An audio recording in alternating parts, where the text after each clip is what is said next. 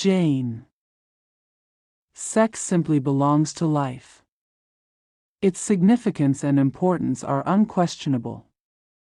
It just seems that in recent years sex has been pushed everywhere. It's in ads, magazines, books, films.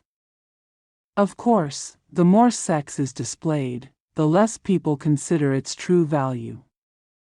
A person who has had many sexual partners in a year considers themselves an expert in the field. If it were only about number of partners or frequency of intercourse, the greatest experts would probably be rabbits. Surely, if such people thought themselves equal to animals, this blind gratification would have some logic. Animals need instincts for survival and the preservation of the species. But for humans, such satisfaction probably cannot bring happiness. Increased divorce rates and more visits to psychologists and counselors seem to confirm that.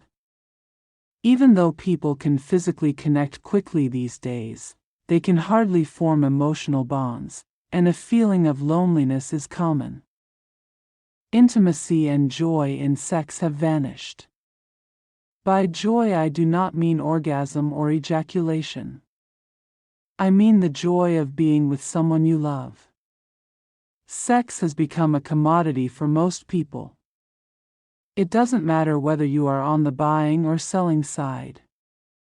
Because whether you sell or buy, you're trading something whose value in terms of human development and species survival is priceless. Jana, sadly, also belonged to this kind of merchant, but unlike most she didn't gain just satisfaction. She did not act out of loneliness, nor was she driven by psychological problems for how she treated herself and others. I think the best word to describe Jane is slut. It must sound disgusting coming from me, but I don't know another way to put it. I do not mean only the way she sold her body. A prostitute who lives by her body can be a good person.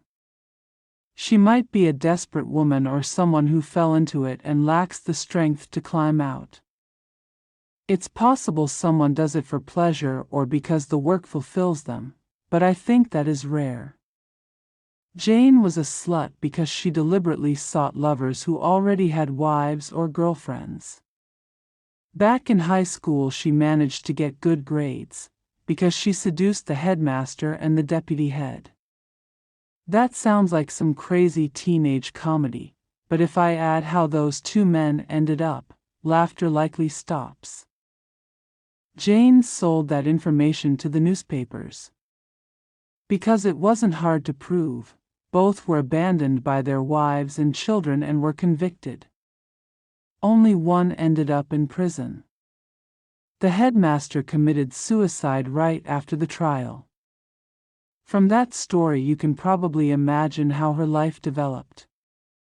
Over 5 or 6 years she caused many divorces, and she herself divorced several times.